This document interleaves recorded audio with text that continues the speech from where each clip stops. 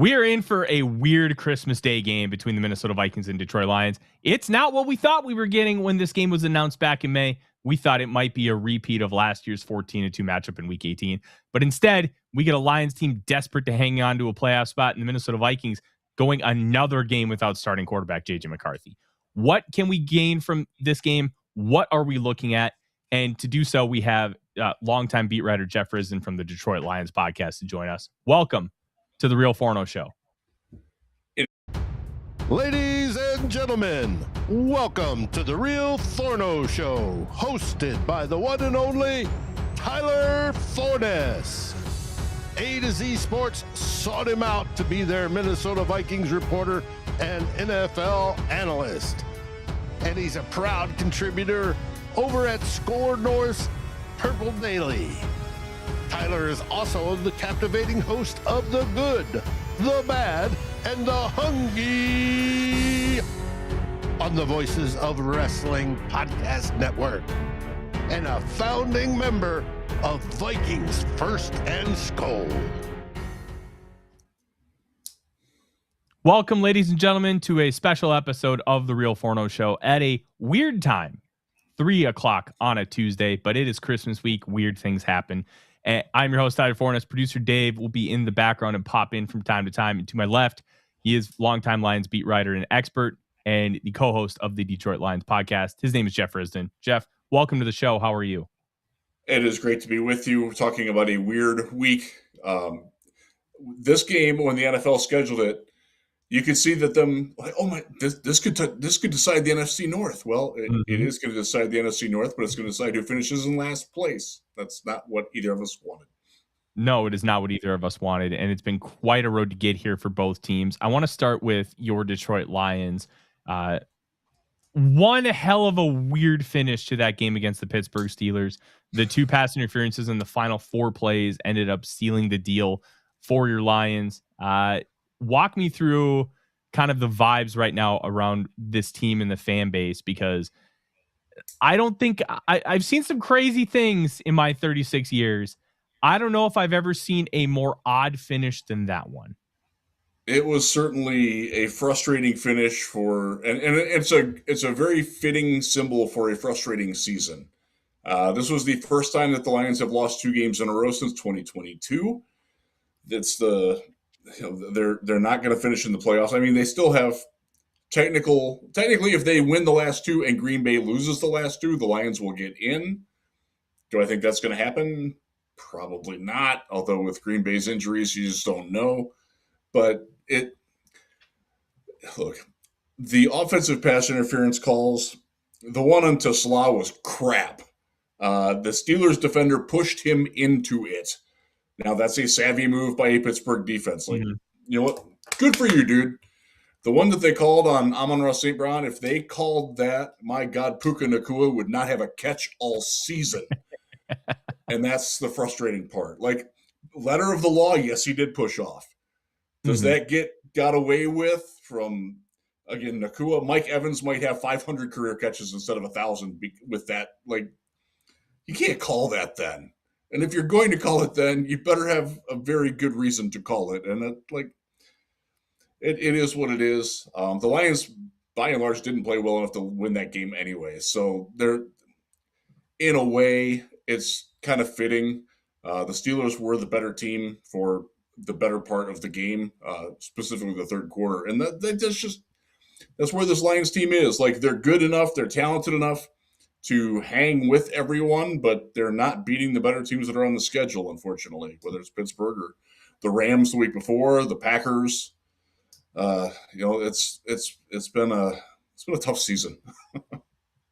Well, I know, being a longtime Lions fan, you're either used to being really bad or really good. Welcome to Vikings Purgatory, Jeff. We have cookies here. We're not mediocre very often. That's true. One of the weird things about that finish, because I agreed with you with the Tesla pass interference. I didn't love the call. I think what they ended up seeing was, even though I think the Steelers defender initiated it, Tesla lowered his shoulder, and I think that's why they ended up calling it, whether fair or not. The Amon-Ra St. Brown one, that it's obviously pushed off. Should they have called it? I think better minds can disagree.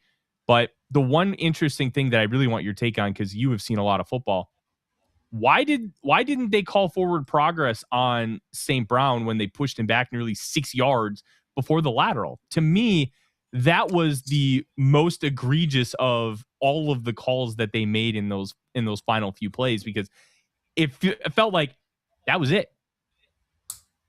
Yeah, and had they done that, there could have conceivably still been time on the clock for that to play out.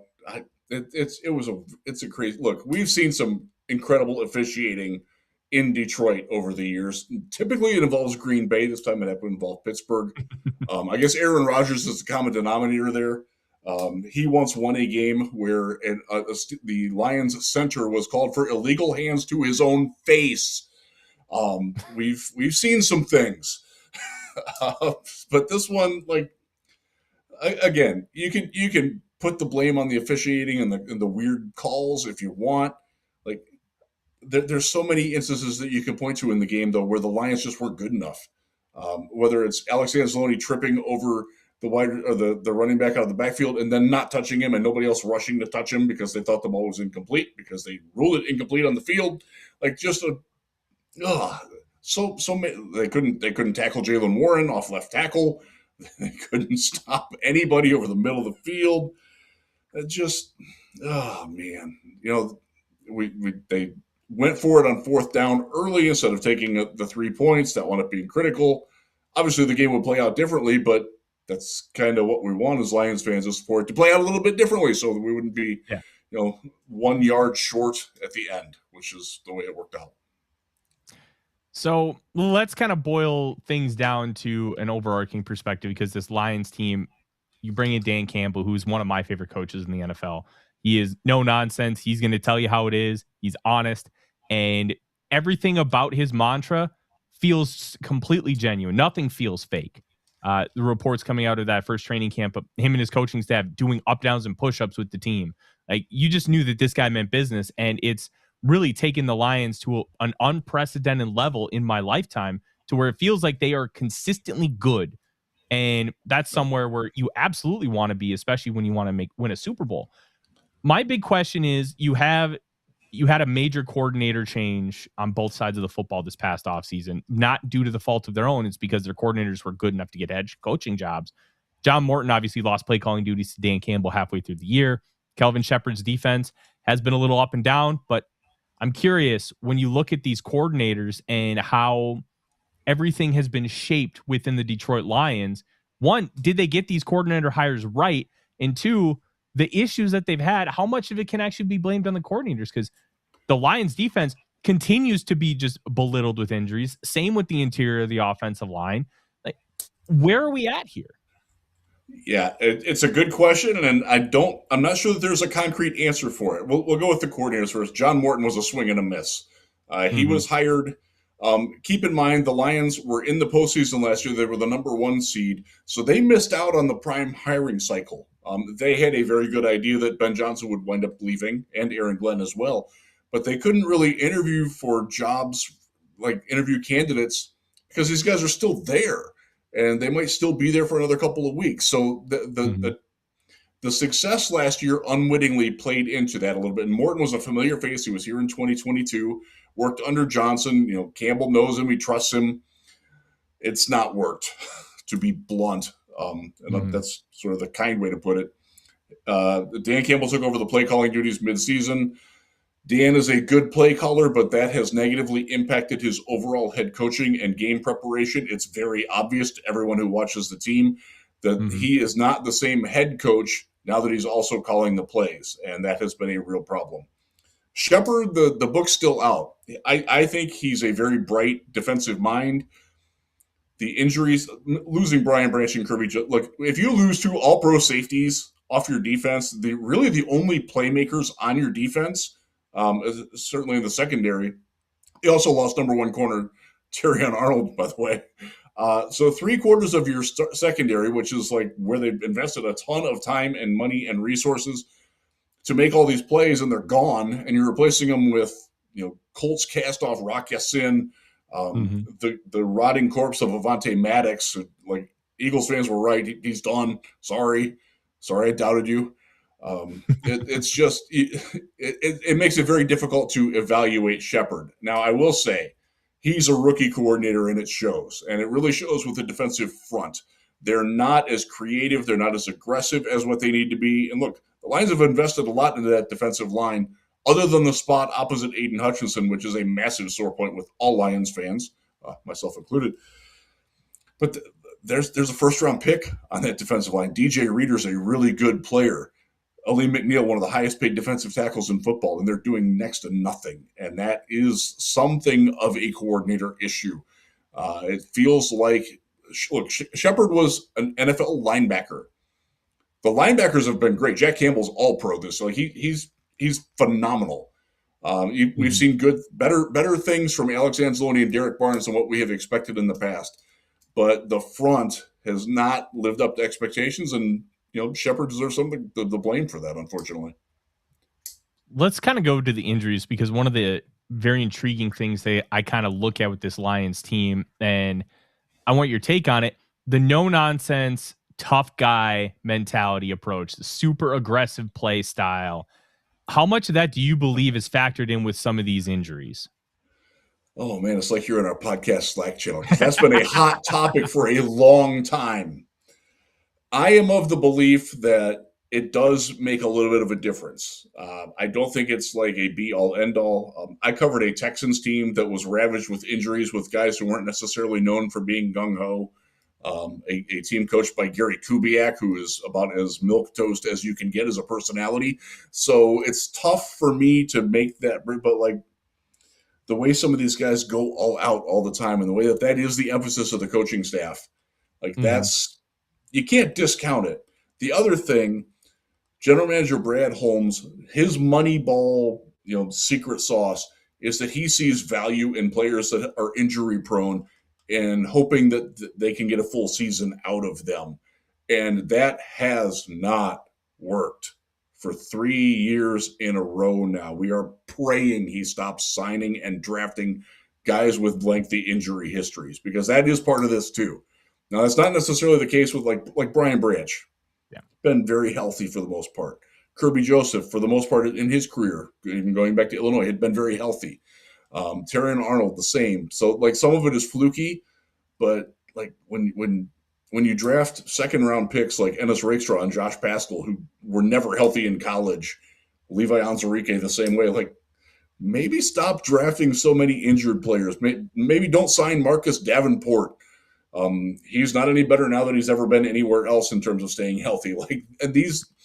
That leads to depth issues where you've got to play your starters more because you don't trust their depth, because your primary guys that are your depth are so injury prone or not available that you're either going to lean more on your starters or you're going to play guys who are further down the NFL food chain.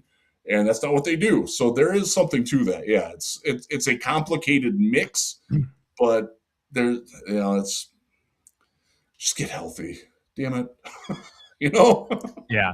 No, I understand completely. The Vikings have spent the last couple off seasons really targeting guys who have had some injury history, and it worked really well in 24. They had very few missed games. I think it was only 3 from their top 4 guys who were all injury prone: Van Ginkel, Grenard, Cashman, and Aaron Jones. And this year, well, it hasn't worked out the way they wanted. This stuff is never you can never predict it moving forward. I do want to ask about Kirby Joseph, because Vikings fans, they don't like him. I have come to his understatement.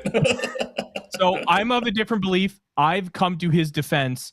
I don't think Kirby Joseph is that dirty of a player, and I've gotten some pushback for it, because my theory is, because they have such a focus on preventing hits to the head, Joseph is just going low because that's what they want him to do. And therefore, my theory is he's not dirty. He's just doing what the NFL wants. It just happens to compound. Is there a feeling at all in Detroit or outside of this Vikings bubble that Joseph is this kind of dirty player, or is it just happenstance? It's pretty much just Vikings fans that are on that, honestly. So I'll give you a little bit of context, though, of one of the reasons why he does go low. And you're not wrong about the head thing. When he got to the league, he was a wretched tackler. he was always like trying to tackle around shoulders and not wrapping and everything. And they have taught him how to tackle. How do you tackle on a big? You go low. You probably don't want to go directly for the knees, but when a guy's running, when you're running, things happen. Yeah. It's unfortunate. I've never seen him deliberately go after him, and just knowing Kirby and the brief conversations I've had with him, that's not who he is. He won't ever say that he's sorry about it, because that's just not what you do when you're in that position. But when you look back at the end of his career, he's probably like, "Damn, man, that sucked." Like the people thought that about me, because that's not who I am. And it really, I won't say it was just Vikings. I think there are Commanders fans who are also on that train a little bit, because he did go low on someone there. He actually hit them in the ankle instead of the knee, and that caused an injury too. But like it's just happens. And look, it happened with the Vikings game not long ago, and there were a lot of obnoxious Lions fans who came back at that. I try to stay out of that because like, that's just not. You can't get into somebody's head like that when they're in the heat of trying to make a play. Things happen, body angles change all the time. I never have thought, other than a couple of notoriously dirty players, that people ever go for headshots. But you see them happen a lot just because of the speed of the game and the action and everything, and it's hard to control. I think that's where Kirby is. Unfortunately, it happened against y'all's team, so you feel that way. And I don't want to invalidate that, but you're pretty much on an island there, honestly. Yeah. No, I 100% agree. I don't think it was dirty. Look, it's a tight end in open space. What do you expect a safety to do? Try and tackle around the waist and shoulders? Nobody's going to make that tackle. Maybe prime Sean Taylor makes that tackle, but a standard safety, you want to go for the legs, and I just don't think he's dirty. And I think hearing it from somebody who has seen and spoke with him can really emphasize some of that point. We do have some breaking news. The Vikings have added a quarterback. Brett Rippon is back on the team. I know, Super Bowl homeboy. Let's go. He's probably just going to do nothing but hold the clipboard. But hey, at least he knows the system was here last year. Let's talk about how this defense might attack this Vikings offense, because the first time we saw him, JJ McCarthy had a very up and down day. Had a couple really good drives to start the game, and they took advantage of some good field position, Lions turnovers, and they got the win 27-24, and the final back shoulder throw to Jalen Naylor sealed it. He's not playing, more than likely. Kevin O'Connell didn't officially rule him out, but he said it's unlikely that he's going to play on Thursday because of a broken hand. I was told after the game on Sunday that it was an occult fracture, which does not show up on, what do you call it? On early x-rays. Yeah. And then it comes out today, it's a hairline fracture. So unfortunate, but we're going to see Max Brosmer, who played much more under control, composed, and better against the New York Giants last week versus his one start in Seattle. How will Kelvin Shepherd try to attack a young UDFA quarterback who, let's just be real, Brosmer was fine at Minnesota and he was great at throwing into that dish basin over the middle of the field. It ain't the Big Ten anymore. This is big boy time. How do you think that he's going to want to attack the young quarterback and really get into his head? And I'm going to focus on the word attack, because that's not something that the Lions defense has been very good at doing. That the first two drives of JJ McCarthy against the Lions are definitely the low point of the season for the Lions. That was sort of a turning point where a lot of us were like, "What the heck, man!" Like, look. There's a massive cross Venn diagram of JJ McCarthy fans from Michigan and Lions fans. So they know what JJ McCarthy is, and what he was in that game is not who he was. It's a better version of it.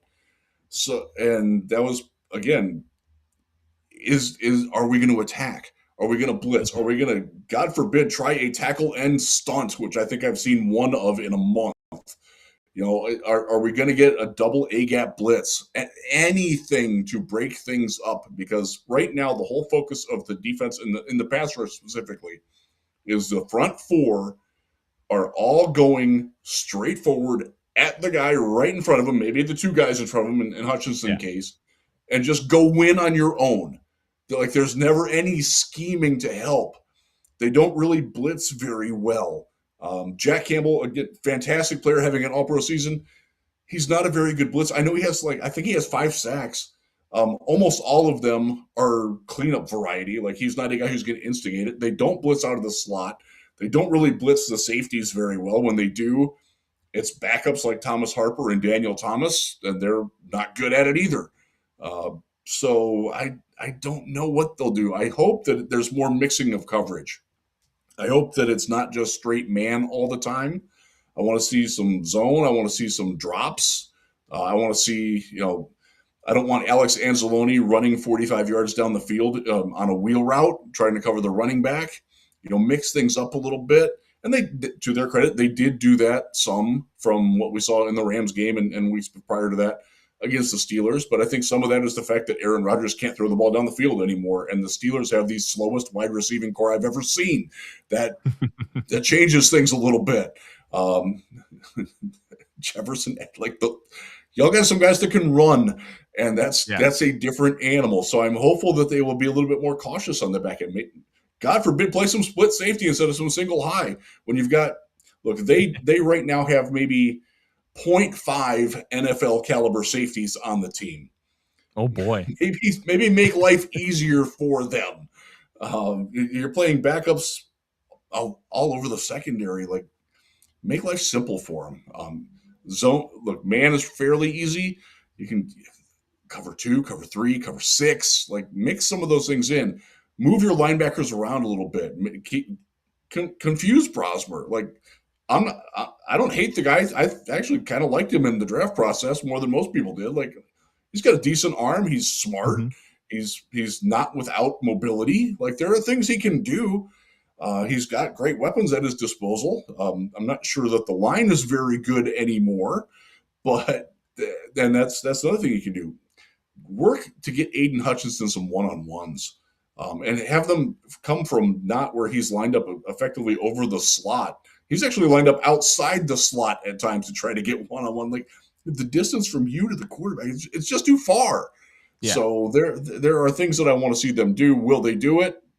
I hope so. Don't know if they will. We'll see. It's one of the reasons why Kelvin Shepard's under some heat right now. Yeah, it's the whole conversation with Aiden Hutchinson is such an interesting one, because when you watch him play, it feels like the entire pass rush is circled around just Aiden Hutchinson. And I wonder if some of that is the issue, what Kelvin Shepard is trying to do on the defensive line. Because you've seen Al-Qadim Muhammad, what does he have, 500 sacks this year? Every time I see him, he's putting up a 2-3 sack game. And then Aleem McNeil is one of my favorite interior pass rushers. So what is the whole strategy behind that? Are they just putting too much focus on Hutchinson? They are some. Muhammad has been streaky. He had a great first 6 weeks. He went 6 weeks where he registered exactly one quarterback hit and no sacks, consecutively. Sort of fell off the map. He lost some playing time as a result. Marcus Davenport came back. He's just not an effective pass rusher. Just hasn't worked. McNeil. So Aleem McNeil tore his knee 1 year and 1 day earlier than what Micah Parsons did this year. So we'll spin forward a little bit here. Don't expect the same Micah Parsons next year, because we sure as heck have not gotten the same Aleem McNeil, who earned the massive contract extension and who is also one of my favorite interior pass rushers. Other than the first game that he came back, he's looked slow. He doesn't have any lateral explosion at all. He just doesn't have the range that he used to, or the burst off the snap. It'll come back next year. I'm very confident in that. The Lions are too, but it hasn't been there this year, and that's been a bit of an issue. Tyleik Williams, their first-round pick, he's a little heavy to be a 3 technique. He's probably 325. Not the most explosive guy. He's a good football player, but he's not a guy who's going to get immediate pressure, and that's not what DJ Reader is either. They don't really have anybody who can do that at defensive tackle right now. They've tried Tyrus Wheat. They've tried, God, all kinds of people. Lacey. They've tried. They haven't tried Mekhi Wingo, their 6th-round pick from a year ago, who's a healthy scratch every week. But they just haven't had that push up front. Hutchinson's look. Hutchinson plays too much, by the way. He plays about 92% of the snaps. That's an astronomical amount for a guy who plays. And if you watch him, like after every play, hands on the hips, like breathing heavy. Like now, some of that is him. That's just how he centers himself. But also, like, dude's out there all the time. Like you can't like I covered Myles Garrett. Well, he's still in his prime, but in his early prime, he was only playing like 70% of snaps. That's probably where Hutch needs to be, but they don't have anybody else that's getting it done to do that. So another issue that the Lions have had, unfortunately. Let's flip over to the other side of the ball. The Lions gave Jared Goff that massive extension. It was a little, for lack of a better term, controversial at the time because Jared Goff has had a very weird career. Sean McVay kind of gave up on him to get Matthew Stafford. And Goff has really found a renaissance with the Lions, maximizing his ability within the context of that Ben Johnson offense. Where are we at with him currently? Because it feels like he has not been as successful. I mean, obviously, we talked about John Morton's lack of success because of kind of just him being a flop. So when it comes to Goff, how's he been doing? He's still really good. He hasn't been as quite as sharp as he has been, but he's still a great quarterback. There's nobody better at throwing over the middle, especially in the intermediate range, like 5 to 12 yards. He's ridiculously good. When he gets a pocket, he will tear you up. He has a better arm than I expected of him. That's been a nice thing. He can hit the deep ball. Does have very good receivers at his disposal. The issue is he doesn't handle pressure well, and the offensive line, specifically the interior offensive line, has been somewhere between slightly below average and the is where Goff struggles. And we saw it against Pittsburgh. We saw it against the Rams a lot, unfortunately. We saw it in the first meeting against the Vikings, where they did a very good job of attacking the weak point on the inside. And one of the big criticisms of Goff is that he is not mobile, and he doesn't create for himself very well. He doesn't scramble around, and that's fair, but that's not what he's designed to do in this offense. I still think he's a great Pro Bowl caliber quarterback. His ability to protect the ball, to not put it in harm's way, I think is underappreciated. And I say that as somebody who covered Baker Mayfield when he had to have a practice where he was literally like taught, I don't care if this receiver's open, throw the ball away. And he physically was incapable of doing it. So there's something to that. And like Matthew Stafford, we loved the contested throws when he was in Detroit. Like, damn, man, he can find those tight windows. Goff doesn't try those. And that there are still a fair contingency of Lions fans who are like, I wish he'd try some of those things more, be more aggressive. But that's just not who he is, and he is successful because he is who he is. Is he ever going to be a guy that's going to be an MVP candidate who's going to lead, be the reason why your team is great? Probably not, but he's going to keep your team good, and he is capable of making incredible throws and leading a very good offense. Now, he does have to have talent around him. He's not a transcendent guy like Mahomes or Josh Allen or something like. He's got to have good talent. He does have that in Detroit, and as long as he's got that, he's going to look good. Is Jared Goff just Kirk Cousins? I think. Oh man! So you say that. As you probably know, Tyler, I live in Holland, Michigan, the home of Kirk Cousins. He is a local hero here. I actually, a fun little side note. I went to Great Clips because I'm cheap, and I was there, and Kirk Cousins was shooting a television commercial there, and promo. He got his hair cut, like they actually cut his hair. He pays with a coupon to make it a $10 haircut, and then tips $100. That is the most Kirk Cousins West Michigan thing ever. So I know Kirk very well. I actually watched him play in high school at Holland Christian. Goff is better than him. They're similar, but I think Goff offers a little bit more high end, where I think Kirko's floor is much lower, and he's more prone to getting to it too. But it's they're like if they're in the same tier, Goff is at the top of that tier and Kirko's at the bottom. Healthy Kirko, prime Minnesota time. I don't think he's anywhere close to that anymore in Atlanta, unfortunately. No, he's just not. But hey, you know what? Kyle Pitts has been doing good for my fantasy team, so keep going, Kirko. Keep going.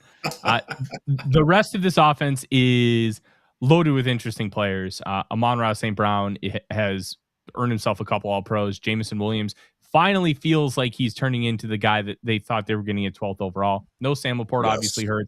Jahmyr Gibbs has just been bonkers, and David Montgomery is one of my favorite backs in the league. Who can forget that incredible graphic from ESPN when he was at Ohio State, how he was just had the best of everything. With this group with that group of skill players to really elevate Goff, how have they been doing over recent weeks since we last saw them when the Vikings took them on at Ford Field? Amon-Ra is still fantastic, all pro, consummate pro. He's put the ball on the ground a couple of times, which is very rare for him, but he's an alpha dog, man. And Jamison Williams has really stepped up. He has proven that the Lions' faith in him, which wasn't easily earned, was worth it. He's been a great player. He's actually he's so good for Goff now because he has learned how to play wide receiver. He used to just be kind of a speed guy who like used his speed all the time. He's really worked hard at his routes, at the precision, at the timing, at the nuances of it, like, you know, how to plant hard and throw a guy off. He's been very good. They desperately miss Sam Laporta at tight end. They're also missing Brock Wright, the number 2 tight end. He's a number 2 tight end, and one of the NFL's better ones. But without both of them, this is one of the gripes that I have with the Lions offense. They still run a lot of 12 personnel, even though they don't have either of their starting good tight ends. Like, God bless Anthony Firkser. He had the game of his life against the Steelers, but he's Anthony Firkser. You know, like this is a guy who has been available on the street in December like 6 years in a row. So that's one of the gripes that we have with John Morton / Dan Campbell.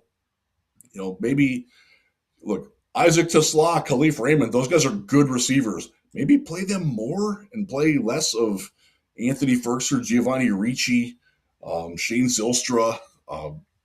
Maybe just a thought. Yeah, the weaponry has been fantastic. Now, Jahmyr Gibbs has had 2 rotten weeks in a row running the ball. Most, but not all of that, is due to the offensive line, which has been beat up. The interior offensive line has not played well at all. Penei Sewell is coming off the worst game of his career, if you ask PFF, and I think they're right. Don't always trust PFF, but he did not have a good game. I expect him to take vengeance upon that. But the interior offensive line, like it's a question, man. Christian Mahogany's coming off of a leg injury.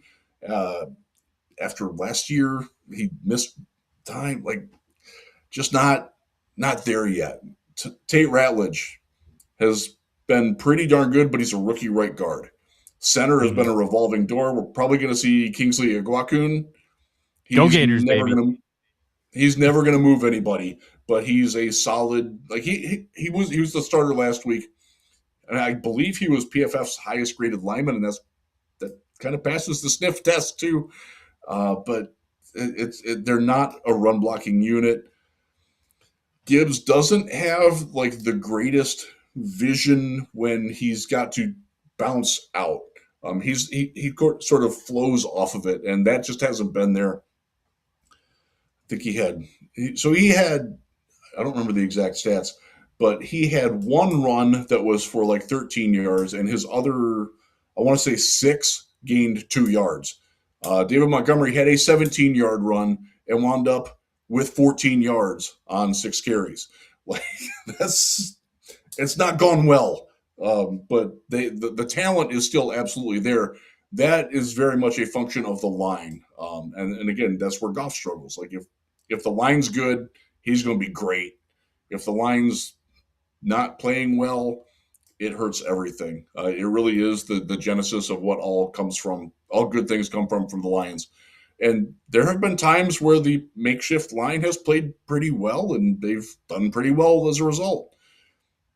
But Gibbs, man, he's due. He's really due. And to go to the fantasy thing, I'm in the fantasy final this weekend somehow. I went 3-11, and I've gotten hot. And somehow I need him, like, please get 100 yards and a touchdown. I know Vikings fans don't want to hear that, but I need to win. Yeah, I know the feeling. I want to get back to that 12 personnel conversation because without your top two tight ends, and Brock Wright is essentially your version of Josh Oliver, who is absolutely beloved in Minnesota. Yes. He's more almost as beloved as Jim Kleinsasser, but I don't know if anybody's ever going to get to that level. That dude is just played an entire quarter on a broken leg and torn ACL. That dude is just a monster. But are we talking about a situation where even though Tesla and Raymond are good players, and Tesla has 10 catches and 5 touchdowns, he just an absurdly weird start to his career. Yes. Do they just not trust those players, and that's why they're doing the 12 personnel, or how much of it maybe is focused on other teams utilizing heavy personnel so they can throw out of it with a lot of success? And we have seen two of those teams in the last couple of weeks in Detroit with the Rams and the Steelers, who love to go 12 or even 13 personnel and throw out of it. Mm-hmm. The Lions have been very successful at that, but one of the biggest complaints that I have, and that a lot of Lions fans have, is that they're not changing things based on the personnel. Talked about it with the defense. So it's happening on offense too. Stop asking Giovanni Ricci to be Sam Laporta. That's not who he is. Stop asking Anthony Ferkser to be Brock Wright. That's not who he is. Maybe lean on what's healthy and what's working. One of the things that John Morton promised us this offseason, and we saw some of it in training camp, was Gibbs and Montgomery in the backfield together. I think we've gotten 12 plays of it, and they're very seldom in the backfield together. Like, one of them will motion out, and then they almost always throw out of that. Like, there's little things that they're not doing with the personnel to maximize it that's frustrating. Like the 12 personnel when Wright and Laporta are on the field, when you've got St. Brown and Jameson with them, like, yeah, that's great. Maybe not use that when they're not here. Just a thought. Yeah, just such a weird deal with that room, and the Vikings have had their own issues. I want to turn the tables over and kind of get your opinions on the Vikings, Jeff, because everybody knows my opinions. Everybody that watches and listens to this show knows I've been pretty level-headed on McCarthy the whole time. I'm starting to lose faith because we're now talking about 5 documented injuries in 11 football games. And it's a very difficult conversation to have because he was barely injured at Michigan, had a mild ankle sprain, didn't miss any time, had a minor hamstring tweak that he suffered during training, so he didn't run at the combine, but he still threw. It's baffling that he's had so many injuries. From your perspective, obviously living in Michigan, he played at the University of Michigan, and then your extensive research with the NFL draft. Where are you at with JJ McCarthy right now? I'm underwhelmed by what I've seen. Again, I saw him at his very best, which was the first 2 drives, which I believe are scripted, against the Lions defense. That was phenomenal. That's as good as he's ever going to be, unfortunately, because when that script ended, boy, that game turned quickly. And I have watched most of the Vikings games, and he's just not – it feels like everything is moving too fast for him, aside from the injury issues. Yeah. That will get better with time. We've seen that with a lot of different quarterbacks. But I don't know, man. It's tough to show because, again, at Michigan, everything was perfect for him specifically all the time. They had 6 offensive linemen on that team get drafted into the NFL. Like the wide receivers, they're in the NFL. They're on the fringes, but they're there. running game, coaching, like all ridiculously high level. And even then, there were still a lot of Michigan fans who were like, I don't know, man. Like he's just not. And I think some of it is the way that he approaches it. He's just not a guy that's ever going to look like you knew that Kirk Cousins cared about every snap like it was going to be the last one that he ever played. You'd never get that impression from J.J. McCarthy.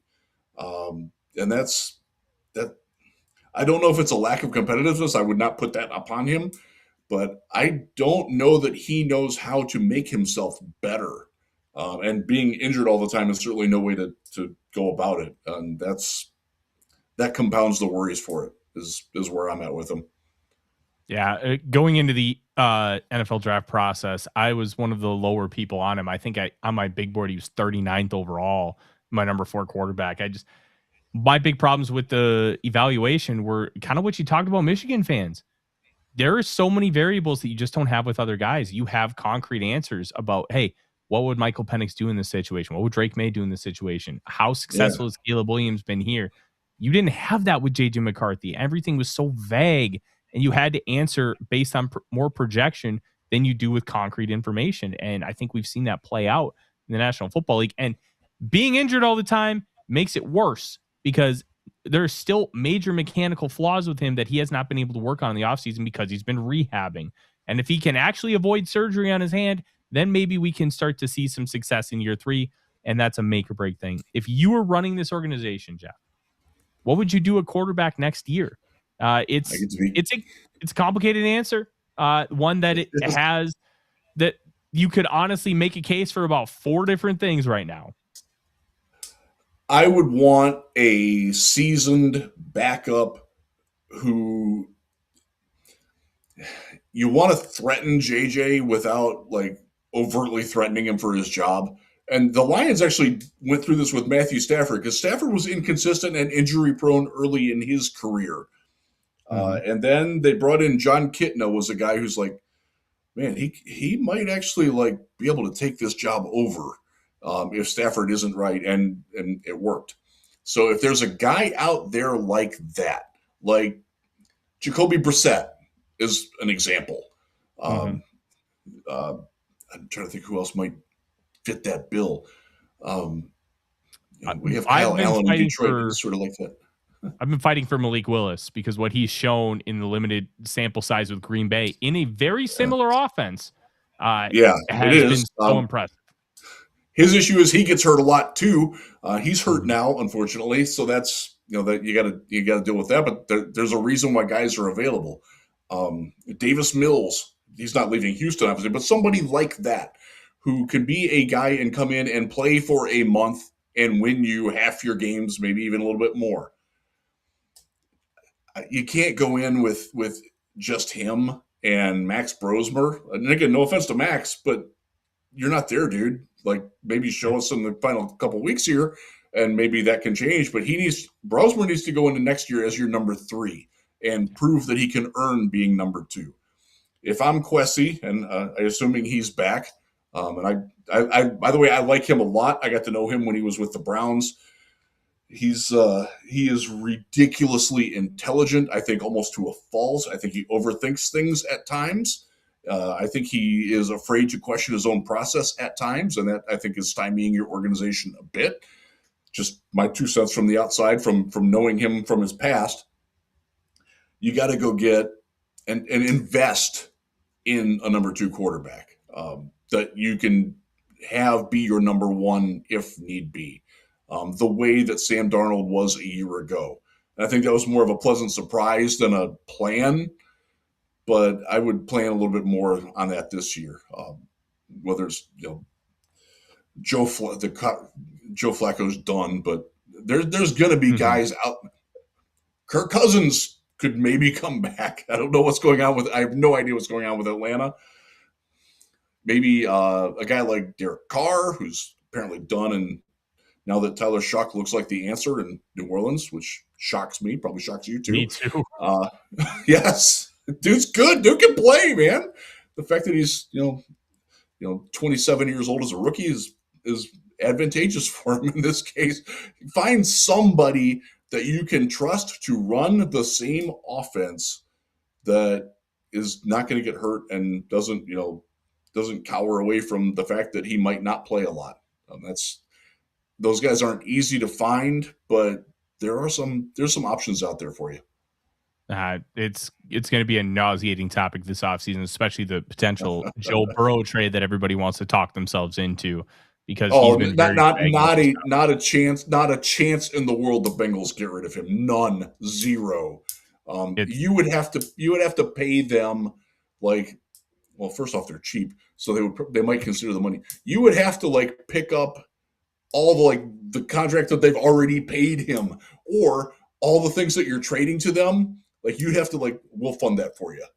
That's where it's at with that, and they're not going to do that. He is look, Ohio University. He's from Athens, Ohio. His dad was our defensive coordinator for years and years.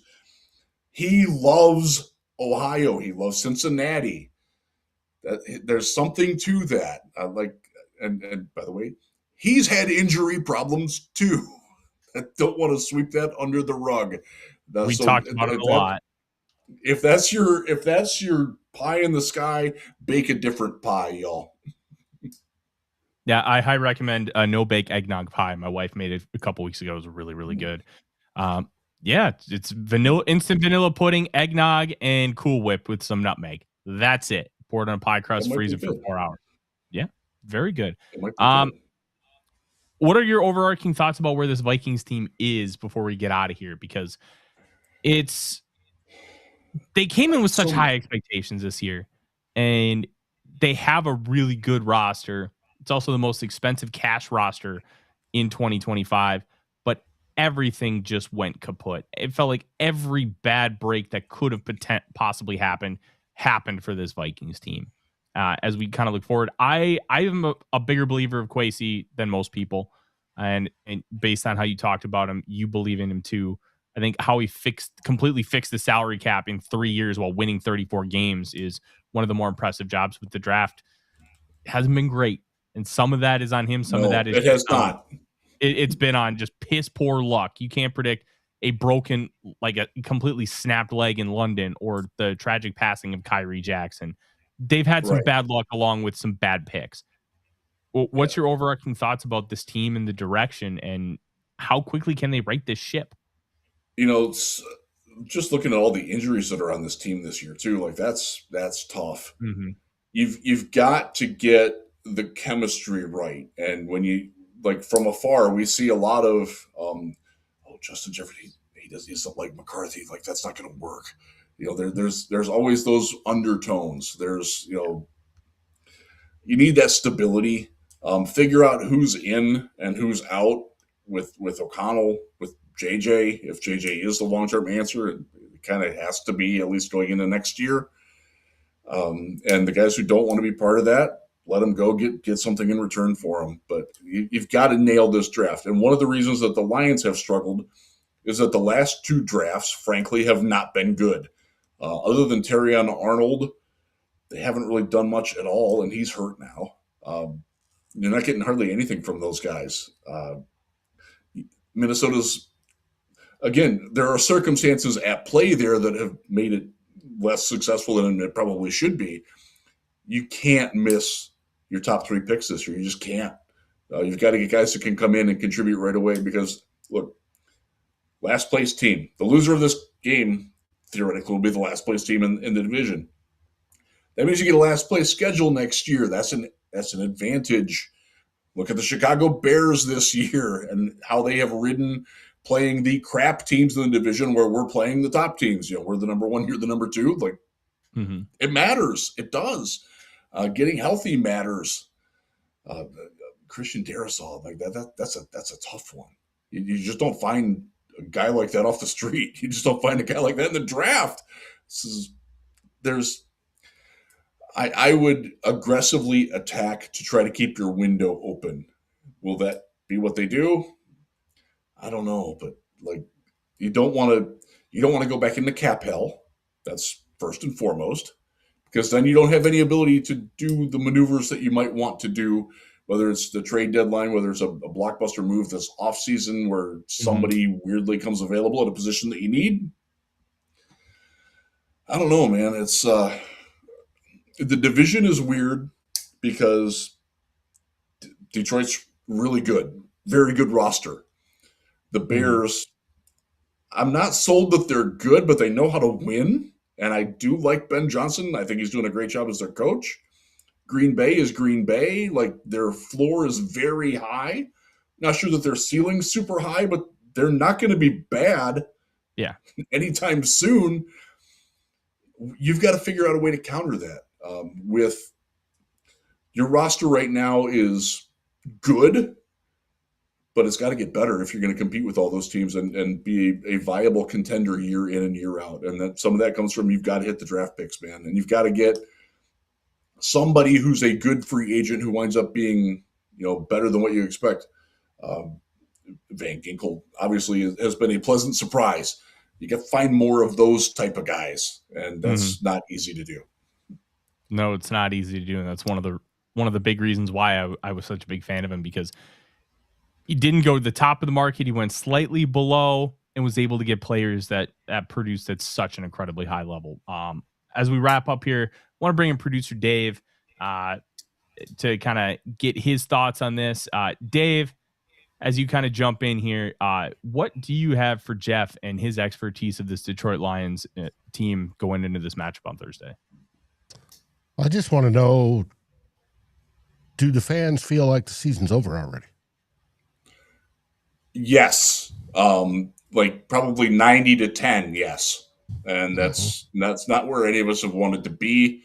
It was a very difficult Sunday night in Lions land and Monday in Lions media, because like most people still had a lot of hope. Like, okay, we win out and we're good. And, the Bears winning Saturday kind of took some wind out of that sail. And now the fact that the Lions lost a home game, the last home game, it's like all the negativity has hit all at once. And there is not a big enough fan to deal with all the that's coming at it right now. And it's not a fun time to be a Detroit Lions media member. Let's put it that way. I don't doubt it. I don't doubt it. Yeah. That's hard. And Christmas Day is going to be hard for one of our fan bases, or potentially both, because let's just be real. No matter what, both of our fan bases know this. It can always get worse. Yes. Yes. Oh God. I mean, I've seen it. I was here for 0-16. I would not wish that on anybody. I was here for Matt Patricia. I wouldn't wish him on anybody. Although I do tip of the cap to Matt Patricia for what he's done in Ohio State's defense. Yeah. You know what? That if that's his redemption angle, good for you, because I genuinely liked him off the field, but as a coaching entity, oh my God. It was infuriating how bad he was. But if he's reviving himself at the college level, good for you, dude. Like I did enjoy hanging out with him. We once upon a time at the Senior Bowl, he and I met with the Hooters girls were there passing out wings like right across from where we were interviewing him, and he wound up hanging out with Hooters girls and bringing them over, and we had a great time. But that's not who he was as a coach. But yeah. Like, it can always be worse. You guys have had some bad years too. I remember a 1-15 season, don't I? Yeah, that's it can always be worse. It can always be worse. That is the mantra of the Minnesota Vikings. Jeff, before we let you go, I don't like doing score predictions. I think score predictions suck. But I do like normal predictions. Like, what if you had to make a prediction for this game? What would be your prediction? Not necessarily a winner or loser, but everybody's got something. I think the Lions are going to. It's tough because the offensive line is a very legitimate question, and they are not the same team without the line playing well. But looking at all the injuries for Minnesota, looking at the way that things have just played out, I'm not sold that the Vikings are going to be all in to win this game. And I think that the Lions will have more of that to them. Finishing with a winning record is indeed important to this Lions team. They are 8-7. They get one more win. They wind up with 9 and going into Chicago with a chance, and there is still a chance. And I think that they will play to that.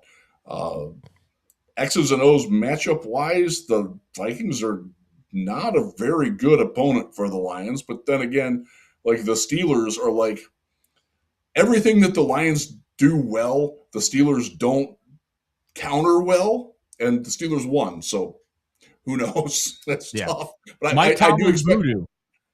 Oh my God, it's ridiculous. God bless him.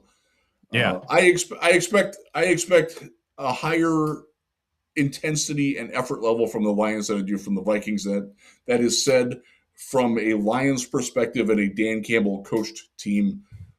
They're not going to go down without a fight, and I'm not sure that the Vikings have that same level to them. And that's not to be critical of the coaching staff or anything, but it's just the reality of they've been out for a little while. You're without your quarterback again. Like, are they going to rally around Max Brosmer? I kind of don't see that happening. But our defense can win.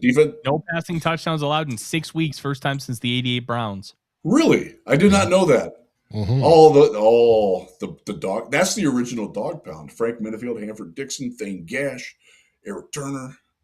I grew up in Cleveland. That was my high school years. Those were fun teams. And Jeff, I have to correct you.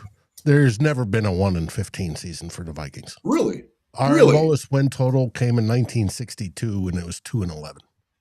Okay, that was well before my time. My mistake. Some 3-13 teams, 83 with Les Steckel, 2011, and then 2013. Yeah, we've had a few 3-13s. Okay, I appreciate the correction. That's wow. Well, I'm an old fart, and you said that, and I'm like, oh, wait a minute. I appreciate you looking that up. That's good. Yeah. I don't know what I'm thinking of. Maybe the Colts. I don't know. Well, just about everybody else. The Bears, for sure. Yeah.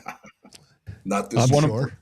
One of my favorite Vikings stats ever is 2001. They opened the season against the Carolina Panthers, and they lost. And then the Panthers lost 15 in a row.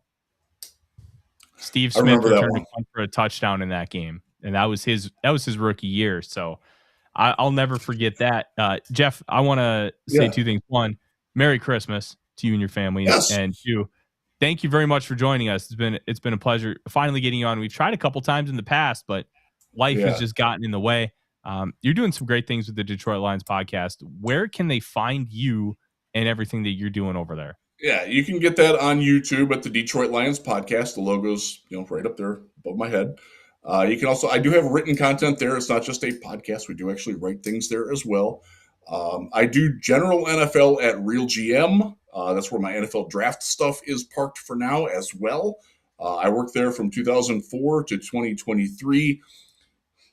Left, I came back, and I'm very happy to be back there. And that's the fact that they paid me to cover the draft for almost 20 years and are doing it again. I'm exceptionally grateful for that. And I just, as a note, when I do draft stuff, it's very general NFL. It is not Lions specific. So that's where all that content goes.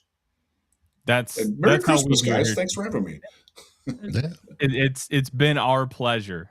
Dave, what do we got going on the rest of the week? Tomorrow we have the NFC North show, Who Will Be King, and Thursday after the game, the post game. Whether there's another crossover show with Bleachers to Speakers, I don't know. Yeah. Awesome. Don't forget, live at the 2-minute warning, Christmas Day. We are absolute sick of degenerates. We're not going to deprive you of your post game show, especially if the Vikings lose. There will be lots of yelling, I'm sure, from me. Thank you guys so much for joining. If they win, I'm sure I'll be yelling for a different reason. We'll find out. I will be pounding some of God's beer, some Busch Lights on Thursday afternoon. So we're gonna have some fun. I don't know if you know this about me, Jeff. I am an unabashed Busch Light fan. I love Busch Light. It's not a gimmick. It's not a meme. I just really enjoy it. Wow. I cannot share that opinion with you. That's fair. I ran a liquor store for a couple. I ran a liquor store for a couple years. I've had so much craft beer. I just reverted back to basic. It just suits me. I don't know. But thanks everybody for joining. Make sure you check us out and make sure you check Jeff's stuff out ahead of Thursday's game. Subject your family to it on the way to Christmas Eve. So from Jeff, from Dave, I'm Tyler. SKOL Vikings. Merry Christmas, everybody. SKOL Vikings. Like, subscribe, and ring the bell to get notifications. It helps us grow this community that we all love our Minnesota Vikings. And on behalf of Tyler Forness and myself, Dave Stefano, thank you so dearly for watching The Real Forno Show. SKOL, everyone!